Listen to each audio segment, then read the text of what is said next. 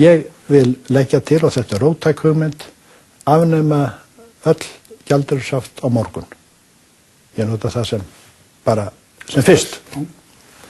Og láta gengið taka skellinn. Menn sem að vilja fara út með 100 milljarða fá ekki gjaldeyri á ríkjandi gengi, heldur kannski borgaður útgangurskatt í mynd gengislækkunar upp að kannski 20, 30, 40%, ég hef ekki hugmynd. Maður getur ekki sagt fyrir það nákvæmlega hvernig þetta verður. Það má líklega hrynja gengið. Það má hrynja. Skammastund meðan að verið að hreinsa út þessar eftirstöðvar frá fyrri tíð. Hinn kosturinn sá, og það það sem ég hræddur við.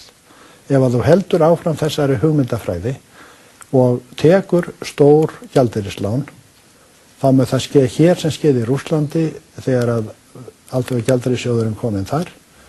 Þeir veittu þeim, man nú ekki hver upphæðin var á láninu, og daginn eftir var gjaldeyrisslánuð uppurið, peningarnir komnir inn á reikning kleptókrata í Svissi.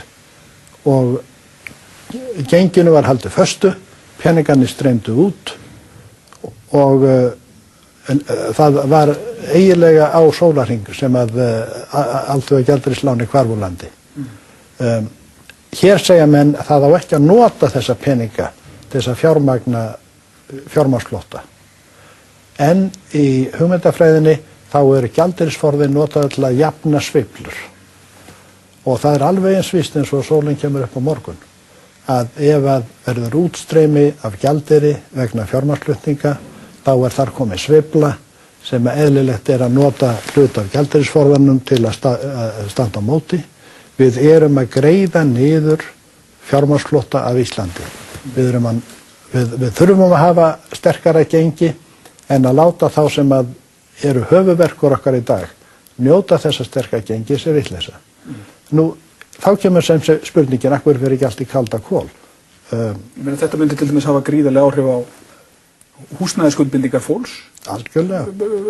Verðtryggðu myntkörulánin, allt. Þess vegna verður að horfa á hina hliðina á málinu, sem við settum hérna neyðarlög í október sem að breyttu ríkjandi forsendum með marga hluti.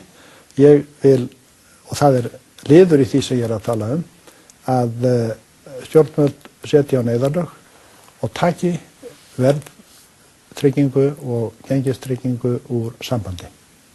Á þeim tíma allavega sem að að ræða þessa aðlögun af nýjum forsendum, á þeim tíma sem að það tekur að hreinsa út þessar eftirstöðvar. Jöklabréfin og það allt. Já, þegar að það farið út, þá mun gengið leita þess jafnvægis sem að eðlilegt. Við tökum sem sé á 5 eða 6 mánaða fresti aðlögun sem skörp, sem að ella tæki 5 eða 10 ár. Við erum ekki, þessi peningar verði ekki helt leiliðar. En varla þetta svona einfalt vegna þess að einhverju tapa á þessu, þú vilt taka vísitölun og samband og annað rétt á meðan, en það þýðir væntanlega það að lífeyrissjóðir, bankarnir, ríkið, allir lánveitendur hljóta að vera að tapa þá gríðarlegum fjármunum á móti, það ekki? Jú. Ég var að lesa í dag að 13.000 milljarðar dollara hafa gufað upp í bandaríska fjármálakerfinu í þessari kreppu. Við getum ekki hugsað heildstætt viðfangsefnið og gert ráðstafanir sem eru róttækar ef við höfum alltaf áhyggjur af því að hagsmunir sem að menn hafa náð að verja með einu eða öðru móti skaðist við það. Það eru hagsmunir á hina hliðina, fólk sem að missa eignir sínar og sagði mig maður daginn sem að tók 23 miljóna lán mitt sumar 2007 til að kaupa eign sem að kostaði 55 miljónir. Þau hjónin lögðu inn sem sé helmingamóti láninu. Þetta var myntkörfulán og núna stendur höfuðstóllinn í 58 miljónum og eignarverðið hefur lækkað. Þau hafa tapað helmingnum af sinni eign og síðan það ekki þá þarflegandi einhlítt með það að það sé einungis þeir sem að lánuðu þeim þessa peninga sem hafa tapað. Og þarna bara verið að gera, númer 1, að myntkörfulán ólögleg. Þannig að menn sem að hafa haft hag af því að brjóta lög á lánveitendum hafa enga kröfu, réttlætiskröfu til að frábiðja sér þess að gengisvísitalan verði, að gengistrygging verði tekin úr sambandi. En eins og ég segi, hér erum að ræða róttæka hugmynd og með afnám hafta og fjármagnsflutninga og að taka vísitöluna og gengistrygging úr sambandi ákveðnum tíma. En ég sé þetta sem upphafsleik í heildar endurskipulagningu á banka- og fjármálakerfinu á Íslandi. Þetta ekki, við erum að reyna núna með aðstoð Alþjóðagjaldeyrissjóðsins að vekja aftur til lífs kerfi sem að gerða okkur koll. Já. Þú hefur verið talsmaður þess sem að margir vilja ekki heyra minnst á, að það verði farið í einhvers konar leiðréttingu á öllum skuldbindingum og skuldum, húsnæðisskuldum heimilana. Já. Það algjörlega nauðsynlegt og til peningur til að gera þetta? Vegna þess að rökin á móti alltaf þau, einhver þarf að borga fyrir þetta kostar fleiri 100 milljarða. Til peningur fyrir svona almennri niðurfellingu eða niðurfærslu eða leiðréttingu skulda, hvaða nafn sem við viljum notum þetta?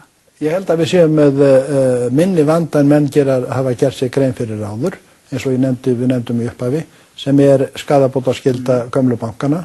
Alla lánastofnanir, hverju nafni sem nefnast, sem hafa lánað gengisbundin lán, hafa skapað sér skaðabótaskyldu samkvæmt lögum. Og það ekki neinn forsenda til að annað en að þau standi við sína skaðabótakröfur. Þó að þetta verðtryggðu lánin? Verðtryggðu lánin eru erfitt mál að fást við.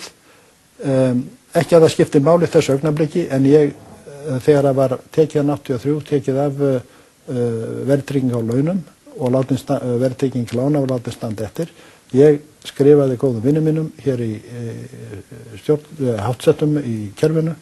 Þetta verður mestu hagstjórnarmistök frá upphafi lýðveldisins. Það erum við að sjá núna. Ef að íslensku krónunni stjórnaði viti, þá þarf ekki verðtryggingu.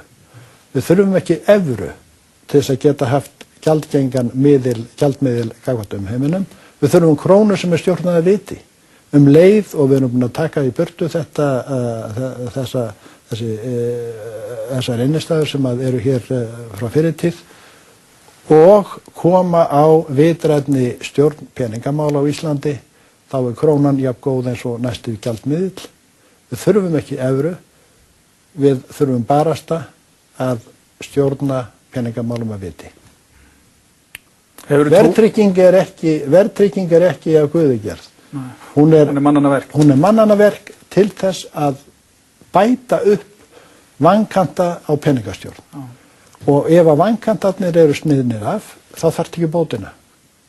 Ef þú horfir svona kalt yfir síðan núna, bara örstutt í lokin, ertu bjartsýnn á að við förum að sjá til lands í þessu öllu? Það svo misjafnt hvað menn segja, sumir segja að þetta fyrir bara strax að skána hérna ástandið á næsta ári, meðan aðrir að tala ár og jafnvel áratugi.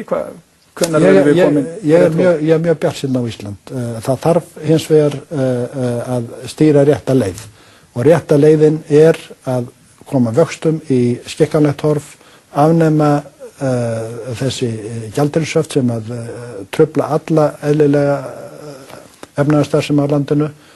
Ef við gerum það og komum síðan vitrænni stjórn á peningana, og þá á ég við bæði í Seðlabanka og Fjármálaeftirliti, þá erum við á góðri leið og ég hef engar áhyggjur af því að börn okkur og barnabörn munu eiga góða dag á Íslandi. Gunnar Tómasson, takk fyrir að koma. Mér var ánægður.